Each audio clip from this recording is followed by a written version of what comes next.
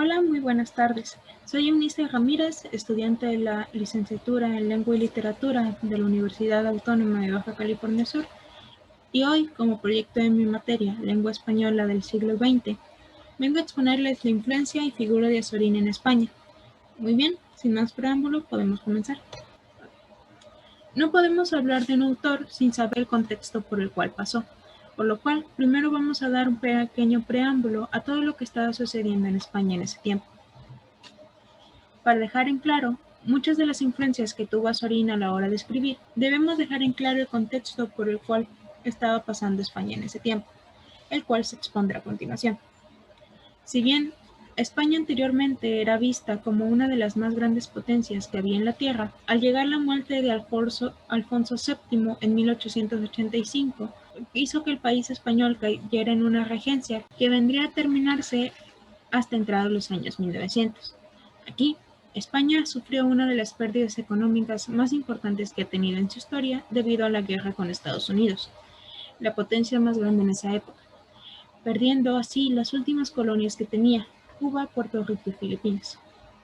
La pérdida de estos países y todos los beneficios que tenía hacia su país conquistador dejaron ver el atraso político, económico y social en el cual se encontraba este país y del cual debía salir a como diera lugar. El pasar de los años no ayudó mucho a la situación social de extrema miseria en la cual se encontraba España, puesto que la llegada de la guerra civil y el franquismo supusieron un freno intelectual y económico que afectó de sobremanera al pueblo español. Sin embargo, en la década de los 60 pudo verse una esperanza venir para este país lleno de miseria, ya que hubo una etapa de desarrollo económico que provocó un rápido crecimiento industrial a la vez de una entrada de divisa que ayudó al turismo que apenas proliferaba en esa zona.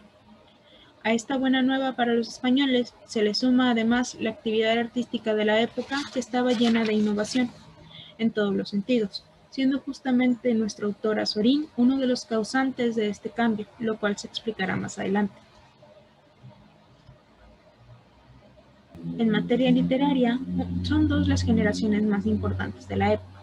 Por un lado, tenemos a la generación del 98, la cual denuncia un atraso intelectual de España y propondrá soluciones a través de sus textos. Algunos de los autores más representativos de esta generación son Miguel de Unamuno, Antonio Machado y el autor por el cual nos encontramos en esta ocasión, José Martínez Ruiz, comúnmente conocido como Azorín. Sin embargo, al pasar los años, aparecería la generación del 27, que si bien respetaría su tradición literaria española, tendría una influencia de las vanguardias imperantes de la época. De los autores más reconocidos de esta generación podría nombrarse a Rafael Alberti o el bien conocido Federico García Lorca. Estas generaciones, en cada momento correspondiente que tuvieran, responderían a la problemática ideológica de la época, la cual consistía en adentrar las ideas de modernidad literaria en una sociedad sumamente tradicional, proponer un proyecto autorial que se demostraría en una nueva narrativa y, lo más importante, romper con el realismo decimonónico que estaba encabezando la temática literaria de la época. Todas estas propuestas vinieron tras la conmoción causada por el modernismo rubendariano, por lo que gran parte de las posiciones de los autores de la generación del 98 vendrían a unirse para establecer una ruptura ante las literaturas de vanguardia que estaban surgiendo. En pocas palabras, España estaba sufriendo la pérdida de un régimen que poco a poco se iba desmoronando, por lo que, tratando de encontrar una solución, fueron los intelectuales los primeros en responder, proponiendo a la literatura la búsqueda de identidad española que rescatara a través de los clásicos esos valores que caracterizaban a un país con un papel sumamente importante. Es por esto que alrededor de los años 1902 a 1936 hubo el esplendor cultural que tanto se buscaba, iniciando desde el primer año anteriormente mencionado con la renovación de la novela española. Todos estos elementos logran llevar a España a una plenitud intelectual que tanto se había buscado, y que solo en los textos literarios pudo darse una guía para encontrarla. Pasando a aspectos biográficos del autor, José Martínez Ruiz nació en Monóvar, una pequeña región de Alicante, España, el 8 de junio de 1873.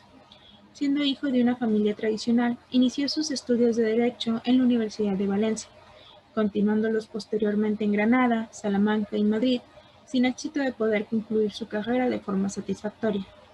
Sin embargo, alrededor de esos años empezó a hacer colaboraciones en prensa, las cuales lo catapultarían a la fama. Una de las cosas que debemos saber de este autor es que su nombre Azorín viene siendo un sinónimo, el cual tomó del protagonista de una trilogía de novelas publicadas de su autoría. A pesar de su carrera trunca en Derecho, logró desarrollar una carrera política por la cual vendría a ser reconocido tiempo después. Sin embargo, uno de los reconocimientos más grandes es haber sido parte de un grupo de jóvenes que se convertiría en hombres dedicados a las letras, en búsqueda de un renacimiento literario español que rompiera con lo anteriormente establecido. Por esta hazaña fue nombrado miembro de la Real Academia Española en 1924, tras varios intentos fallidos de unirse a la máxima academia de la lengua. No obstante, además de su afición por la literatura en todos sus géneros, una de sus mayores aficiones fue el cine, tanto que emitió un discurso hacia este, considerándolo como uno de los primeros artes que deben catalogarse de una mejor manera.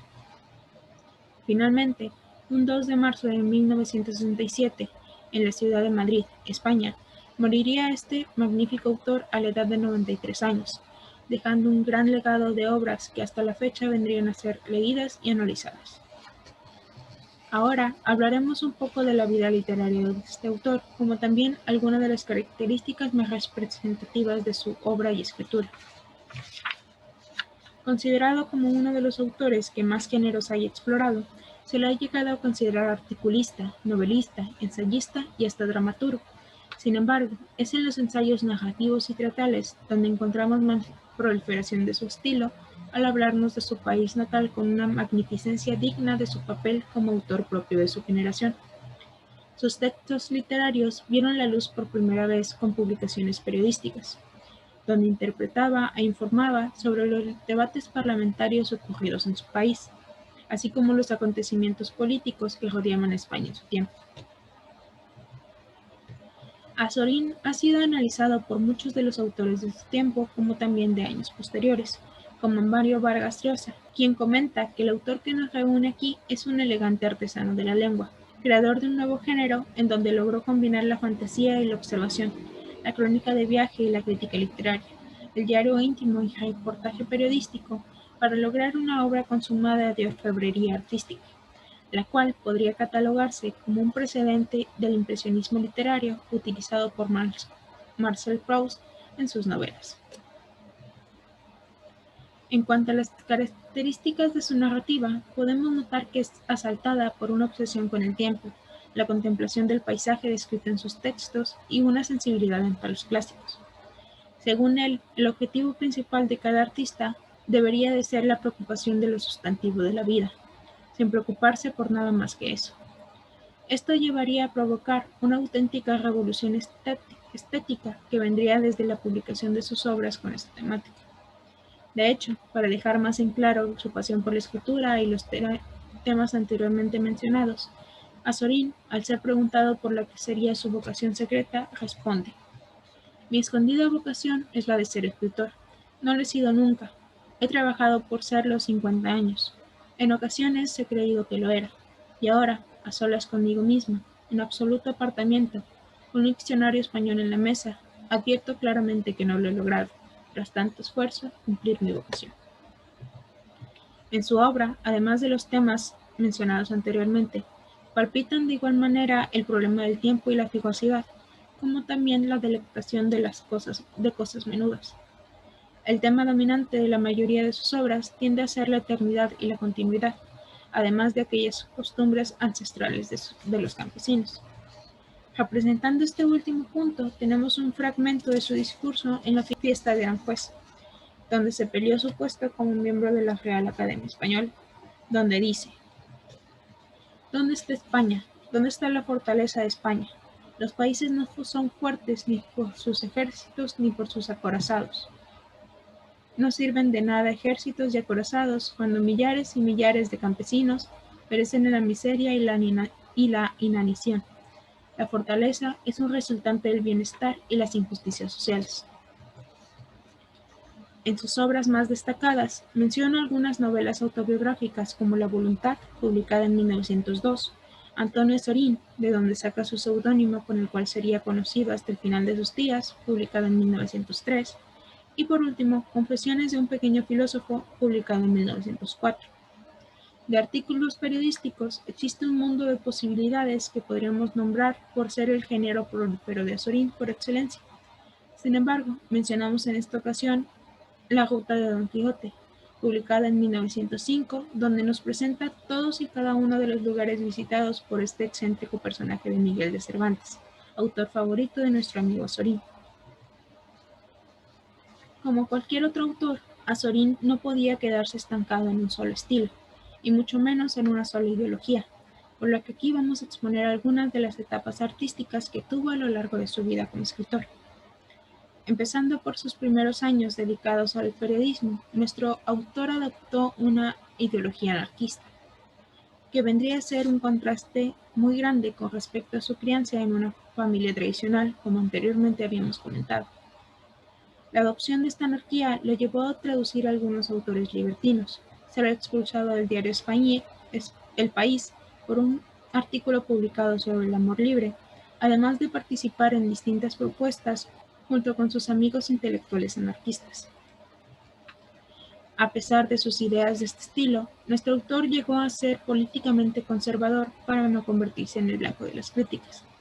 A pesar de eso, se unió al grupo literario conocido como la Generación del 98, que propondía una narrativa hacia la modernidad con el fin de expulsar el anterior contexto literario y las ideologías que se estaban plasmando con la entrada del realismo y naturalismo a la literatura española. No obstante, con la llegada de la Guerra Civil, Azorín se enfrenta a una incapacidad de escribir y un temor constante a perder su trabajo por las ideas que tenía. Tanto la Generación del 98 como el propio Azorín propusieron un nuevo punto de vista discursivo que tenía en cuenta una precisión estilística adecuada a la época, un interés por precisiones lumínicas, una configuración sintáctica sencilla, sin formas rebuscadas como se usaban anteriormente en la literatura española, y un uso de yuxtaposiciones frecuentes en todos sus textos. Todas estas consideraciones hicieron que Azorín considerara volverse un poco más conservador en cuanto a tocar temáticas tradicionales, lo cual fue un símbolo de cómo era ver a un escritor arrastrado por el sistema político de su tiempo. 1905 sería el año donde aplicaría este conservadurismo tradicional, lo cual lo llevaría a una crisis en sus obras como parte de la adaptación. En esta nueva ideología, Azorín tiende hacia el aislamiento, la soledad y el conformismo, no haciendo ya tanto novelas ni textos ficcionales, sino investigaciones sobre la historia española que verían luz en artículos periodísticos posteriormente publicados. Ya para terminar, elaboraré un pequeño análisis de una de las obras más representativas de la escritura y estilo imperado por Azorín, su novela La voluntad. La voluntad fue publicada en 1902, cuando Azorín tenía la corta edad de 29 años. Fue uno de los signos más representativos de la modernidad literaria que había en la época, siendo elaborada a partir de la recepción de novelas francesas, alemanas y propiamente españolas. La novela está dividida en tres partes. La primera nos plasma la educación del protagonista Azorín, con el predominio de valores idealistas en su infancia a través de la enseñanza de diferentes mentores, la mayoría de ellos gente de iglesia. La segunda parte nos habla de las peripecias que nuestro protagonista pasa en Madrid, la ciudad intelectual por excelencia en esa época. Aquí, por el sitio donde se ubica la parte de la novela, se nos ofrece una promesa de un mundo trascendente, haciendo mención de los diferentes tópicos literarios que se utilizaban en el momento en que fue publicada La voluntad. La tercera y última parte nos narra el casamiento de nuestra protagonista con Iluminada, su pareja, mostrándonos aquí la tranquilidad sentimental e ideológica por la que pasaba Azorín, como también la imposibilidad de la ideología católica y conservadora en su acervo.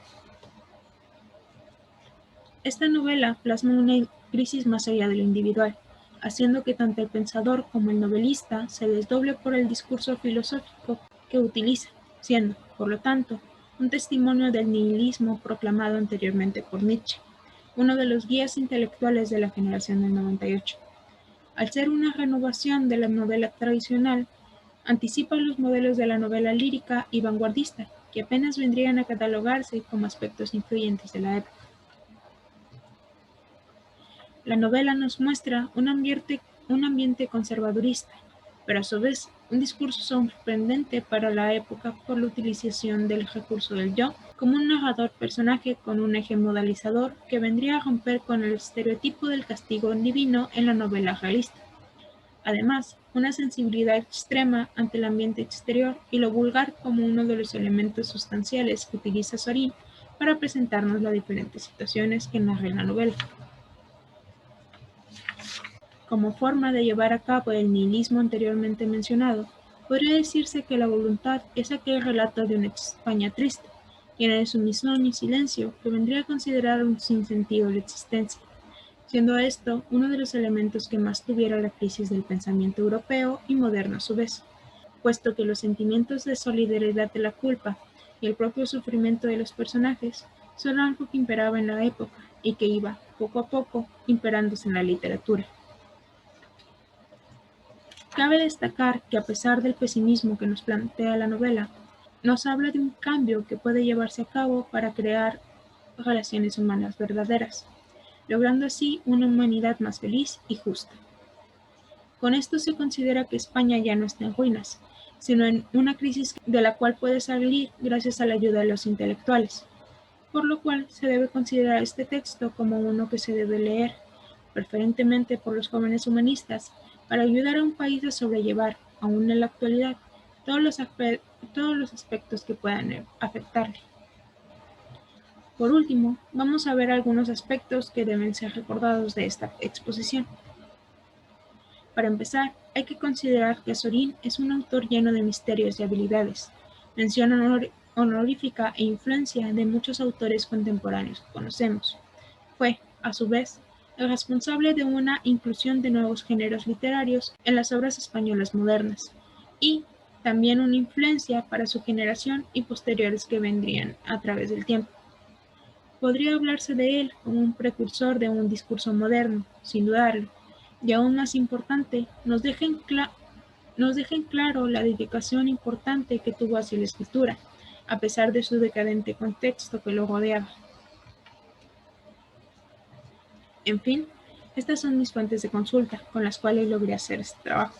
Espero que les haya gustado y hubieran aprendido un poco más de la figura de este tan importante autor. Deseo que tengan una bonita noche y muchas gracias por ver.